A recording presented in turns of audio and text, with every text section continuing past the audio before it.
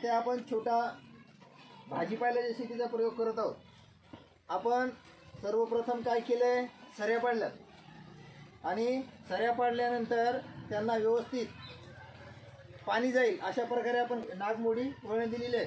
ते रोपं आणलेली आहेत आणि ते रोपं आपण आता या सरीवर आपण एकदम वरच्या टोकावर न लावता कुठं लावणार आहोत, बाजूला त्याच्या उताराला. कुठे, जेणेकरून आपण इथं का लावत नाही रोप, कारण त्याला पाणी जाऊ शकत नाही. आता आपण ज्यावेळेस इथून पाणी सोडणार, या दाण्याने पाणी आल्यानंतर पाणी टोकावर जाईल का, नाही. तर भिजत भिजत काय होईल, त्याच्या मुळापर्यंत आणि आपल्या भाजीपाल्याला पाणी मिळेल. तर आपण सर्वजण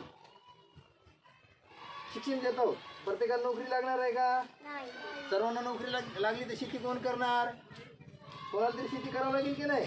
मग तुम्हाला शेतीचं नॉलेज इथे मिळावं, याचंही तुम्हाला ज्ञान असलं पाहिजे की शेती कशी करतात. तर काही रूप तुम्हाला आणखी लावून दाखवतो.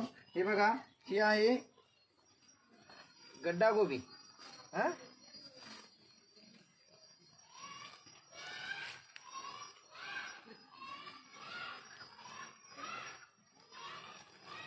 आपण पौष्टिक भाजीपाला खाणार आहोत आणि संपूर्ण सेंद्रिय खतावर आधारित आहे. आपण याला कसलंही रासायनिक खत किंवा फवारण्या करणार नाहीत.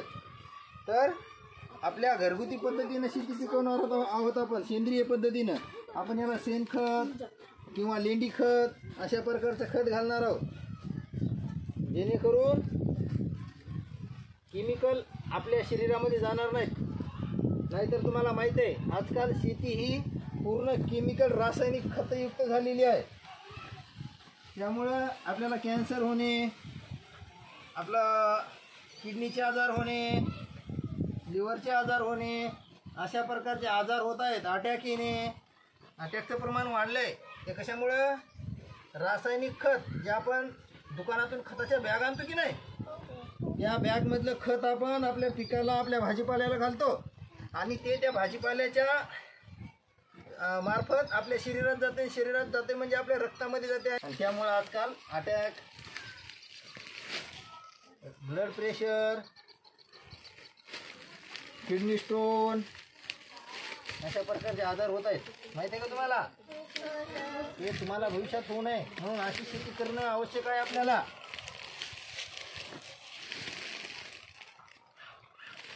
संपलं काय रोप, हे कशाचं आहे, बघितलंय का,